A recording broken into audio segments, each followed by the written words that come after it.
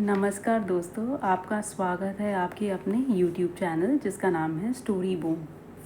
आज की कहानी का नाम है दिवाली का आखिरी दिया। दिवाली आने में केवल 2 दिन बचे थे। पूरा गांव रोशनी की तैयारी में लगा था। हर घर की सफाई हो चुकी थी। बच्चे रंगोली के रंग खरीद रहे थे। दुकानों पर मिठाइयों की खुशबू फैली हुई थी और बाजार रंग बिरंगी लड़ियों से जगमगा रहा था। लेकिन गांव के किनारे बनी एक छोटी सी झोंपड़ी में रहने वाली मीरा के घर में सन्नाटा था। मीरा केवल 10 साल की थी। उसके पिता का कुछ वर्ष पहले देहांत हो चुका था। उसकी माँ लोगों के घरों में सिलाई करके घर चलाती थी। इस बार घर की हालत इतनी खराब थी कि एक भी नया दीपक खरीदना संभव नहीं था। मीरा उदास बैठी थी। तभी उसकी नानी ने पुराने संदूक से मिट्टी का एक छोटा सा दीपक निकाला। दीपक बहुत पुराना था। उसका किनारा टूटा हुआ था। नानी ने मुस्कुराकर कहा, यह तुम्हारे नाना जी हर दिवाली समय सबसे अंत में जलाते हैं। वे कहते थे कि जब तक आखिरी दीपक जलता रहता है, उम्मीद कभी नहीं बुझती। मीरा ने बड़े प्यार से दीपक साफ किया। दिवाली की रात पूरे गांव में हजारों दीपक जल उठे। तभी अचानक तेज आंधी चलने लगी। एक एक करके लोगों के दीपक बुझने लगे। कुछ लोग उन्हें बचाने की कोशिश करते रहे, लेकिन हवा बहुत तेज थी। मीरा ने अपने दोनों हाथों से उस छोटे से दीपक को ढक लिया। हवा उसके हाथों से टकराती रही। तेल उसकी उंगलियों में गिरता रहा।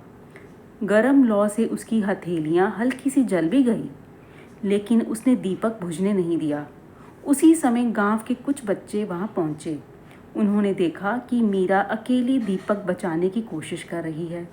एक बच्चा दौड़कर आया और उसने भी अपने हाथ आगे कर दिए। फिर दूसरा आया, फिर तीसरा। कुछ ही मिनटों में लगभग 20 बच्चे उस एक छोटे से दीपक के चारों ओर खड़े थे। सभी अपने हाथों से हवा रोक रहे थे। धीरे धीरे आंधी शांत हो गई।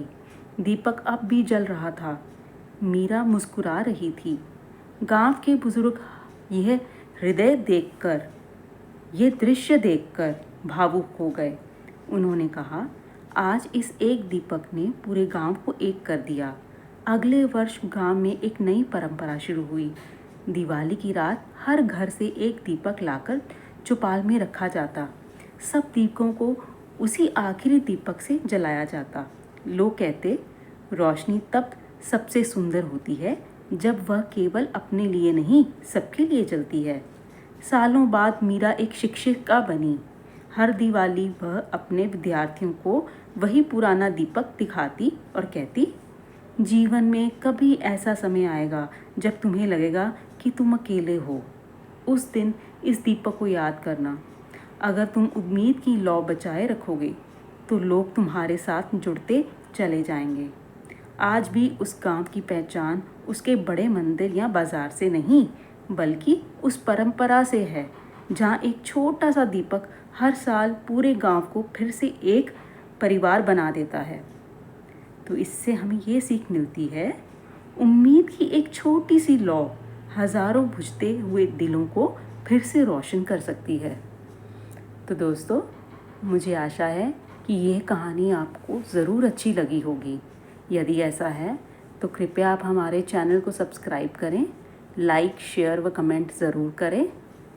हम बहुत ही जल्द आपके समक्ष एक नई कहानी के साथ फिर से हाजिर होंगे। तब तक के लिए आप हमारे चैनल के साथ बने रहिए, स्वस्थ रहिए। बहुत बहुत धन्यवाद।